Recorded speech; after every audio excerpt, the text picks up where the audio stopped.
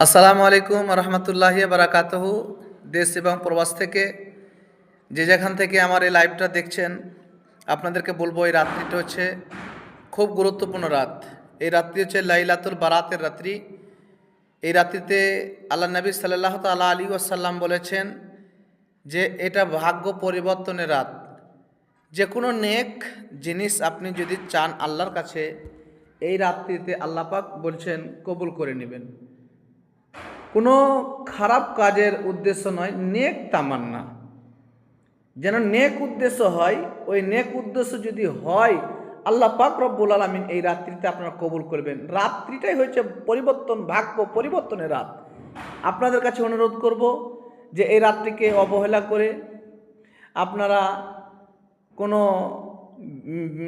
অবহেলা না করে আপনারা এই রাত্রিকে জেগে জেগে নামাজের মাধ্যমে হোক, জিকিরের মাধ্যমে হোক, কোরআনের মাধ্যমে হোক, যে কোনো ইবাদতের মাধ্যমে হোক এই রাত্রিকে আপনারা কাটাবেন। ইনশাআল্লাহ এই রাত্রির অসিলাতে আল্লাহ পাক আপনার নেক তামান্নাগুলোকে পূর্ণ করে দেবেন। আসসালামু আলাইকুম।